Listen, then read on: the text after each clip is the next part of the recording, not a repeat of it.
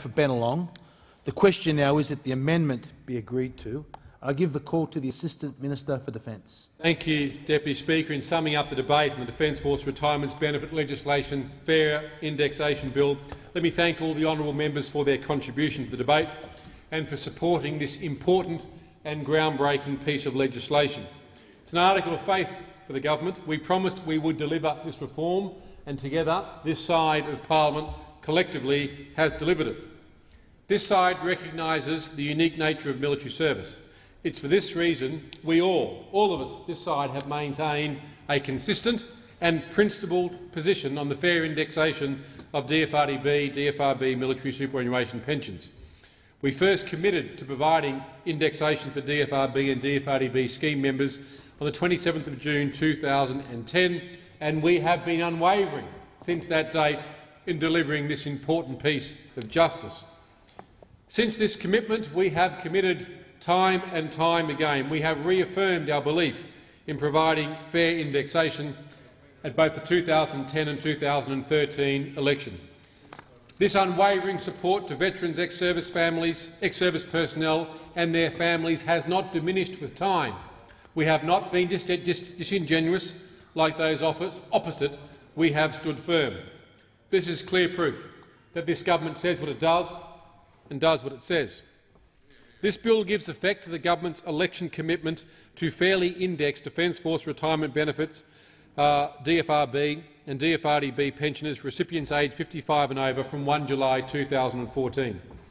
The government's fair indexation commitment addresses a long-standing grievance of the veteran and ex-service community about differing and inequitable indexation arrangements that apply to DFRB and DFRDB pensions compared to age and service pensions. The bill recognises the government's commitment to ensure that age and service pension indexation arrangements apply to pension recipients of the DFRB and DFRDB aged 55 and over at 1 July. As I've said, it's a direct reflection that the government recognises the unique nature of military service. Our commitment to address this long-standing grievance is underpinned by this belief. The new fair indexation methodology calculation mirrors the two-step indexation process for age and service pensions. But it's important to note, for everyone's benefit, that the new fair indexation methodology will not result in DFRB and DFRDB pensions that is currently left in the Matawi floor percentage increasing to the floor percentage, and conversely that a pension that is currently in excess of the floor percentage reducing to the floor percentage. As mentioned in my second reading speech, the bill would exempt DFRB and DFRDB members from the Division 293 tax for the one-off capitalised value of the benefit improvement relating to past service as at 1 July 2014. This will ensure that members with significant past service but modest superannuation pensions will not incur a taxation liability resulting from the changes to indexation. However, superannuants on high annual incomes will not be excluded from an ongoing annual liability under this provision. This government's policy will help approximately 57,000 DFRB and DFRDB members and their families, and it will have an immediate impact on some 45,000 current DFRB and DFRDB pensioners aged 55 or over at 1 July. Now, those opposite have stood in the way of this important piece of legislation, and it's important that the record clearly states the matters they've raised. Before doing so, it's instructive, indeed it's necessary, to look at the history of Labor's position on the fair indexation of military pensions. During the 2007 election, Kevin Rudd and Labor promised that it would deliver fair indexation. On page 12 of their document it said, "A Rudd-Labor government will maintain a generous military superannuation system." But, Mr Deputy Speaker, did they? The answer is a resounding no. In fact, those opposite spent their entire 6 years in government using every excuse in the book to deny veterans and their families the fair go they deserve. Not once, not twice, but on 3 separate occasions, the former Labor government voted against or blocked the coalition's attempt to legislate for fair indexation.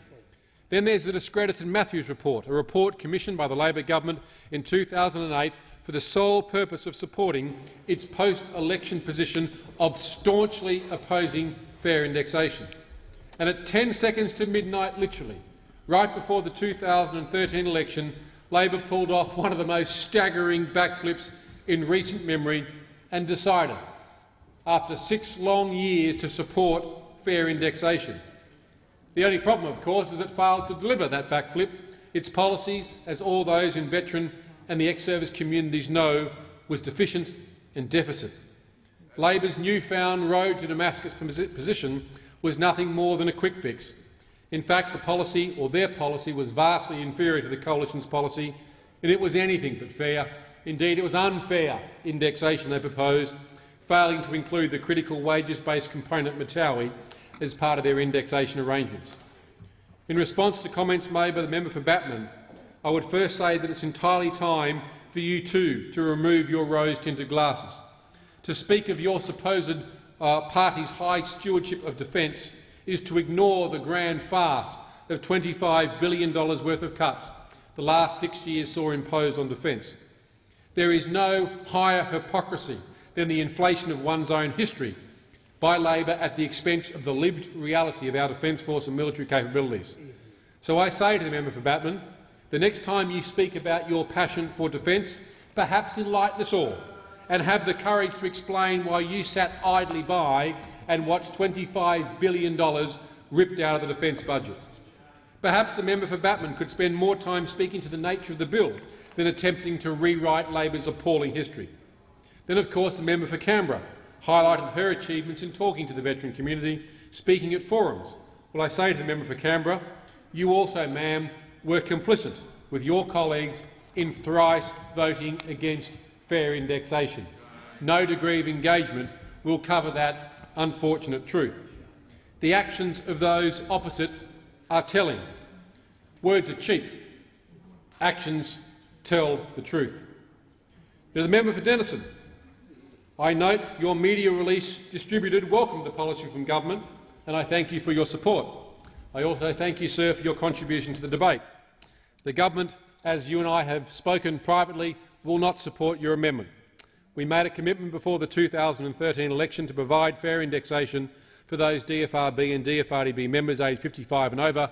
We will keep to our election commitment. It's important to remember that those aged under 55 do not miss out. They'll have their pensions indexed under the government's new scheme when they turn 55, which is appropriate. Mr Deputy Speaker, before concluding, let me thank many people who have campaigned tirelessly for this historic piece of justice. Let me thank the ex-service community for their support. Organisations like the RSL, DFWA, ADSO have argued fiercely but fairly for this change, and I thank them for their ongoing support of past and present members of the Australian Defence Force.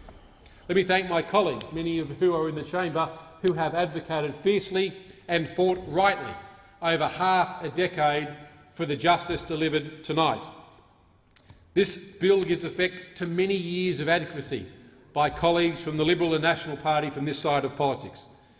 It's many years of advocacy by this government and its members for fair indexation for superannuants and their families. It delivers a key election commitment and addresses a long-standing grievance of the veteran and ex-service community.